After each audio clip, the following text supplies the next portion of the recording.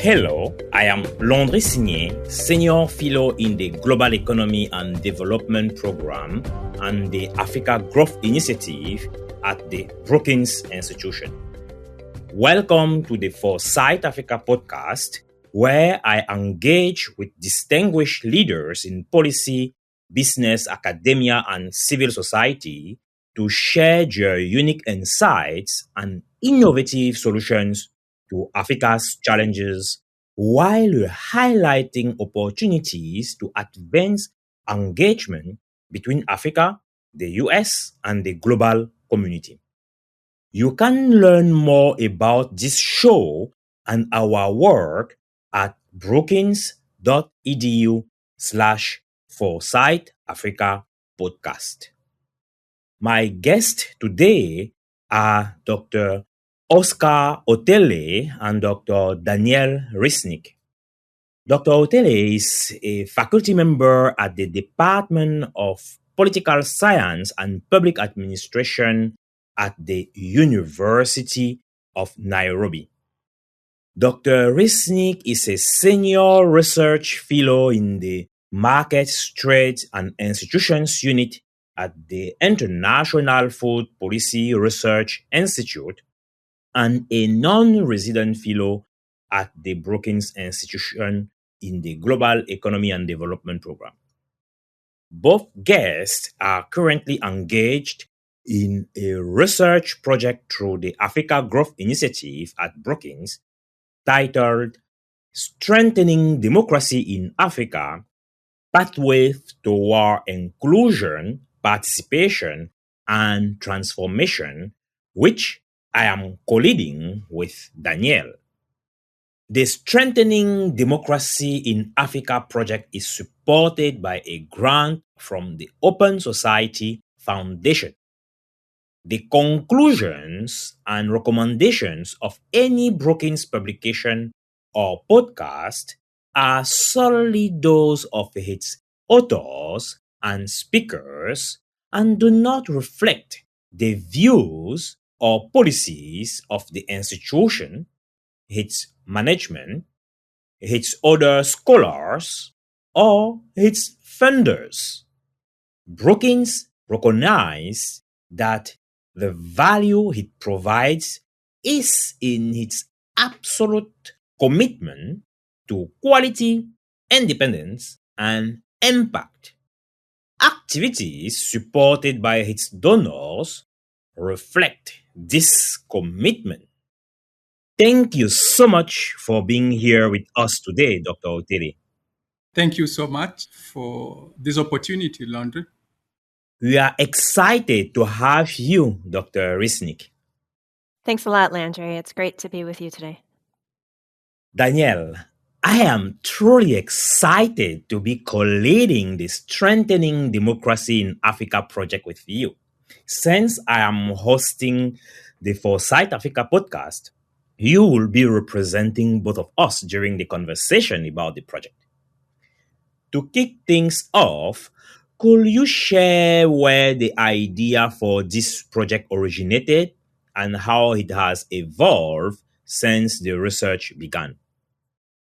Yes, absolutely. And it's certainly a pleasure to be co-leading this project with you, Landry. So the idea for this project really came about back in 2022. It was originally motivated by the broader set of democratic backsliding that we had witnessed around the world, including in the United States. And Africa, too, at that time was just beginning to experience the wave of military coups that have since spread to several other countries in the region. And in the wake of those coups, more and more studies were pointing to how African citizens were increasingly dissatisfied with their democracies. And at the same time, though, we were seeing other cases like Zambia, where President Hichilema defeated the ruling party in 2021 against some very difficult circumstances and against entrenched incumbent advantage. So looking at these different patterns, a real democratic success story in some places, military coups in others, we really started wondering what really causes some countries to experience democratic resilience and others to experience democratic backsliding.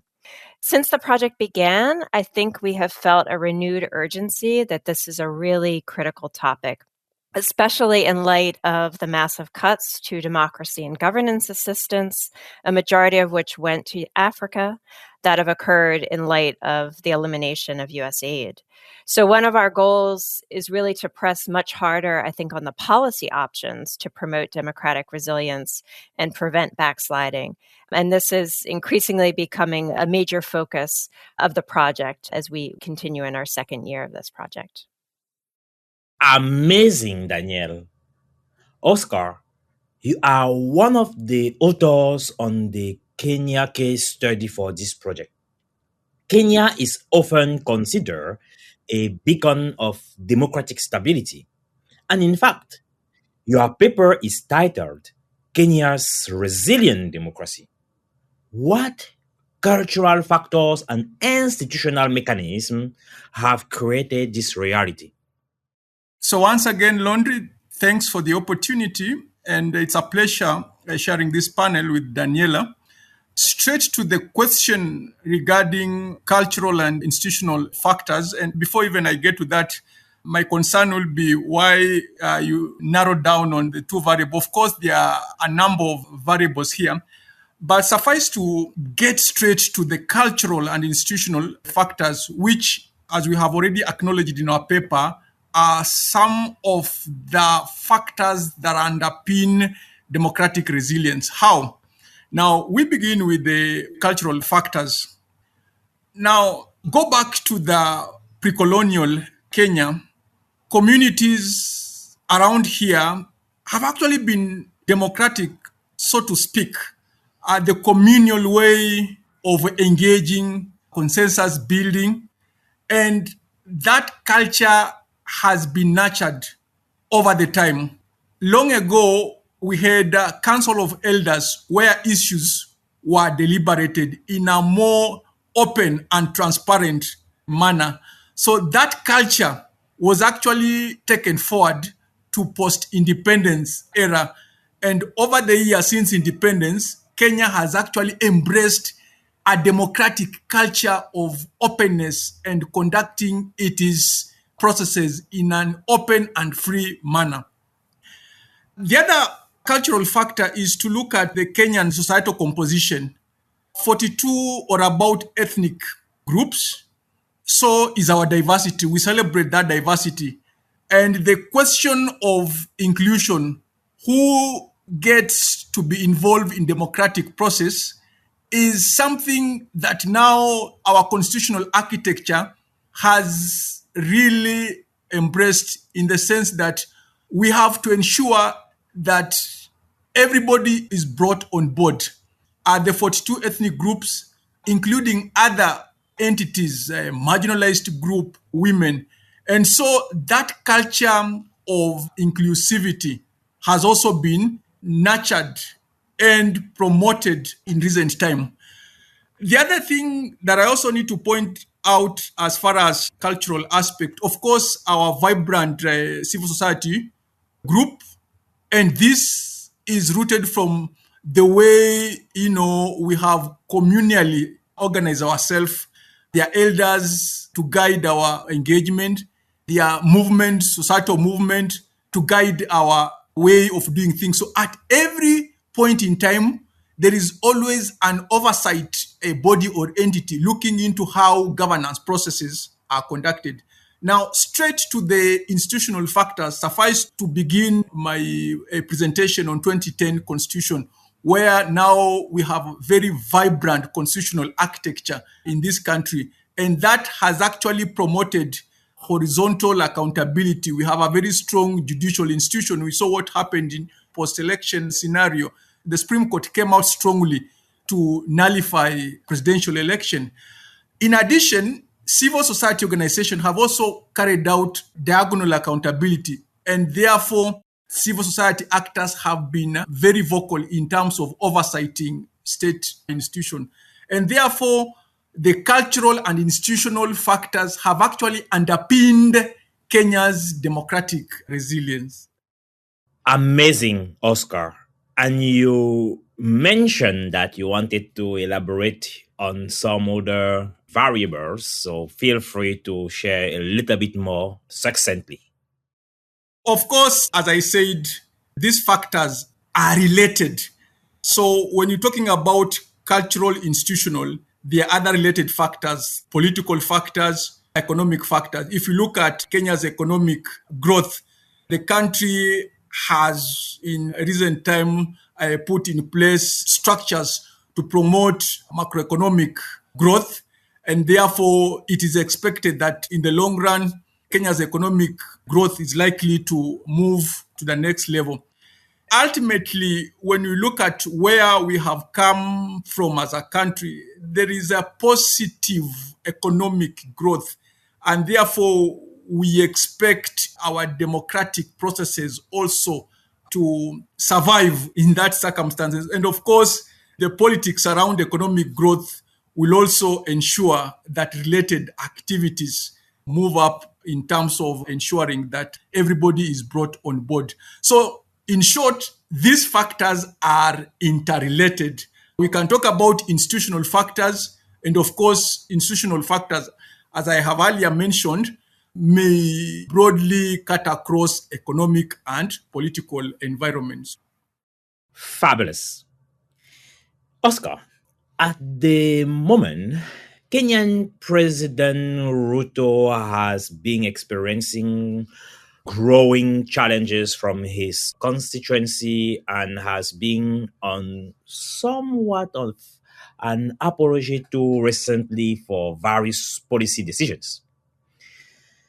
Some see this as a sign of a weakening democracy, while others view the protest and Ruto's willingness to change course as signs of strong democratic institutions and civil society. How does Kenya leverage this discontent to strengthen its democracy instead of allowing it to weaken? Obviously, as you have rightly mentioned, the Kenyan protests have actually dominated the international headline, and the events have been interpreted differently. Now, from where I sit, you can look at that in two ways. Of course, the very fact that citizens can wake up and go to the street, protest against initiative they feel they are not working in their favor, that in itself is actually an essence of openness, and you can see a thriving democracy. But others have also interpreted that differently, seeing as an erosion of democracy, as a backsliding of democracy. So either way, how do we weave these two scenarios? From where I sit, actually how the leadership responds to the protest is actually what matters. I actually see a window of opportunity for government to respond to its citizens. The question of accountability, whether in streets or on social media. Actually, accountability and transparency, as you can read in my paper, is the lifeblood of democratic resilience. There is a political connotation where some have argued that by President Ruto apologizing publicly is a weakness. Far from that, his public apologies actually reflects a government that recognizes it must listen to its citizens and be able to negotiate when necessary, when called upon, and not to dictate as it is in other contexts. So, to take advantage of this window of opportunity, we must actually deepen our civic education and make it a practice to institutionalize dialogue, where citizens can engage in budget making processes, for example, right from national level to low level. If we institutionalize this dialogue, we are able to get answers in good time and therefore able to manage potential pushback from below. Amazing, Oscar. Let's now turn to Danielle. There are 5 country cases in these studies that cover 5 very different democratic realities. Our synthesis paper discusses strengths of resiliency as well as strengths of backsliding. What do these trends look like, and what are these cases showing that the perception data from places like Afrobarometer or varieties of democracy doesn't? Okay, well, thanks, Landry. And perhaps it's useful for us to say what our 5 countries are for listeners. We selected countries that are experiencing quite different democratic trajectories. So we included 2 countries that are almost polar opposite extremes in terms of their regime types. We have Ghana, which has been a pretty robust democracy since its transition in 1992. And we have Zimbabwe, which has been an autocracy for most of its post-independence history. And then we have 2 countries that have progressed, albeit from quite different starting points. So we have Kenya, as you've been hearing from Oscar. It's been quite a robust democracy despite some setbacks. And then we also have the Democratic Republic of Congo. And finally, we have a country that has really experienced a pivotal breakdown of its democracy. And for this, we included Mali, which, unlike some other countries with junta regimes like Niger or Guinea or Burkina Faso, Mali really had almost 20 years of multi-party democracy before its breakdown. So we think it's a really interesting case to look at. Now, there's been a really vast literature in recent years on both democratic and autocratic resilience. Typically, democratic resilience is thought of as the ability of a political regime to prevent or react to challenges without losing its democratic character.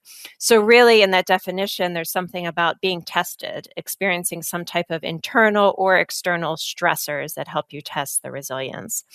And then there's different disaggregations. You can look at onset resilience, breakdown resilience, and bounce back resilience. These are not our concepts, as you know, Landry, but I think we're the first ones to systematically apply them to the African context. So just for listeners, it may be helpful to explain that onset resilience occurs when a democracy is able to withstand episodes of autocratization. So perhaps attempts to manipulate an election or an executive who tries to change term limits. Breakdown resilience occurs when a democracy that's already backsliding is able to resist further regime breakdown. Think about a country that's maybe had an unlevel playing field for the opposition, so it's backsliding, but political parties are still allowed to participate, so they're not outlawed. And then bounce back resilience is when a country that's been impacted by a shock, but then it's able to turn around quickly to reestablish its previous level of democracy. Senegal last year is a good example of this. After years of lawfare tactics to outlaw different opposition candidates that spurred massive protest across the country, the former president Macky Sall finally allowed a pretty competitive electoral process in 2024 and stepped down. So that's an example of bounce back resilience. Just to touch briefly on the second part of your question related to data from Afrobarometer or varieties of democracy, both of those data sets are extremely important for providing comparative and temporal perspectives. But I think these data sets cannot offer the nuance that really comes from detailed process tracing via in-depth case study analysis to show what happens to a regime, to a democracy in the face of an internal or external stressor. And as I said earlier, that's really how you test resilience. So from our cases, we learn about how a massacre in 2012 in Mali became a really important test of Mali's democratic resilience, showing the failures of its breakdown resilience. It wasn't able to resist backsliding to a junta government in the wake of that major security threat. Or we also learn about the contested and fraught decisions of the international diplomatic community in Zimbabwe in the wake of the ouster of Robert Mugabe in 2018, and the ramifications of the international community's decision not to call that ouster a coup. So in many of the country cases, we learn about the many times that institutions such as electoral commissions, audit committees, judiciaries were tested, and when and why they proved strong enough to counter anti-democratic forces. So while Afrobarometer and varieties of democracy really capture a country at one point in time, the case studies provide a much more dynamic and interactive perspective on how democratic processes are reinforced or eroded. Thank you so much, Danielle. What key lesson can be learned from case studies? Yeah, so I think there's probably at least 4 lessons that are appearing from our collective case studies. I think first and foremost, and this is really key to some of our countries like Mali, like Zimbabwe, like Democratic Republic of Congo, and that's really the need for professional military-civilian relations. You really need civilian oversight of the military, continuous training about the norms of appropriate military behaviors, and also ensuring that military recruitment is not biased towards particular regions, ethnic, or political groups. I think second and relatedly, and this really goes to Oscar's point about inclusivity. And so it's really important that elite coalitions, or what we sometimes call the political settlement, is relatively broad and inclusive and doesn't allow certain constituencies to feel disproportionately excluded. So, for example, right now, there's a lot of discussion in both Nigeria and Ethiopia about whether the political settlement is too narrow in terms of groups that are in cabinet or in a ruling party coalition. And when groups perceive that they're being disproportionately and intentionally excluded from power structures, that can be a real powder keg for a future conflict. Third, parties are the heart of democracy, and therefore there needs to be continuous investment in making parties stronger. This includes investing in internal democracy processes so that promising candidates feel that they have a chance in leadership positions, and campaign finance reforms that create a level playing field. From work in Africa and elsewhere, there's really an advantage to fostering institutionalized parties with strong constituency linkages rather than promoting personalistic parties distinguished only by their leader, and which often lead to a lot more electoral volatility. And then finally, I would say it's really important to tackle economic inequality. Vast economic disparities breed distrust and increase public perceptions that leaders are detached from the real concerns of everyday people, therefore eroding democratic resilience and public trust in the regime over time. Fabulous, Danielle. I always like to end each interview by asking the guests 2 questions. First, building on your work and experience, what is one piece of advice you will give to African or global policymakers to ensure the best outcomes on the continent? Oscar. There are a number of lessons to proffer to policymakers on the continent or on the global stage. I'll zero down to 2. And one lesson to draw policymakers into reflecting this way. What happens during turbulence time, or what do we need during turbulent times? These are times of uncertainties. These are times of high threats and risks. So what we need is actually to invest in strong institutions that will last. There is a tendency in Africa, for example, to fetish leaders. But far from that, we need to put in place institutions that will actually survive, because institutions actually anchor democracy in turbulence times. And this literature is around us. When we have institutions, as I said at the beginning, we are likely to have predictable rules. We are likely to have a transparent governance. And last but not least, empowered citizens. And how are these citizens empowered? Another lesson number 2. African institutions like African Union need to come up with the academies, for example, to now start training young emerging leaders on the ethics and governance lessons, how these young people grow up knowing values of accountabilities and principles of democratic accountability, so that they are nurtured into that way of life.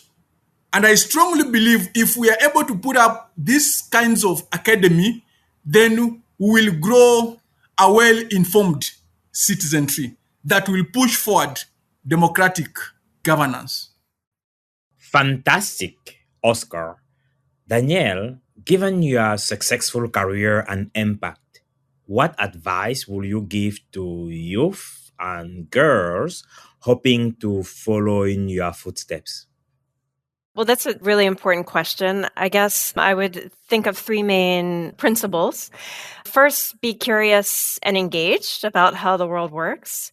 I think my own interests in international politics and policy were really spurred by making comparisons across countries, across regions, across cities. Secondly, read widely, as wide as you can, and if possible, travel widely, because the policies or issues that interest you may be equally important in very different places. And becoming familiar with other regions of the world can help you gain unique insights on the underlying drivers and possible solutions for that policy issue. And then I think, thirdly, don't become fixated that there's one main pathway to a career in research or public policy. There are many routes to influence, from advocacy in public arenas, engagement with your local community, or through academia and think tanks. And I think it's important for young people not to feel compelled to follow a script designed by someone else, but to really be genuine about what they care about and what their end goal is. So those are just some brief principles that I would try to provide other youth who are interested in international politics and policy careers. Amazing, Danielle. Thank you so much for joining me today, Danielle, Oscar. I am Landry Signé, and this has been Foresight Africa. Thank you, listeners, for joining me today. The Foresight Africa podcast is brought to you by the Brookings Podcast Network. Send your feedback and questions to podcasts@brookings.edu. My special thanks to the production team, including Fred Dose, producer, Nicole Grossman, Dafe Oputu, and Nicole Tungire, associate producers, Gaston Reboredo, audio engineer, and Izzy Taylor, senior communications coordinator in Brookings Global. The show's art was designed by Shavanti Mendis. Additional promotional support for this podcast comes from my colleagues in Brookings Global and the Office of Communications at Brookings.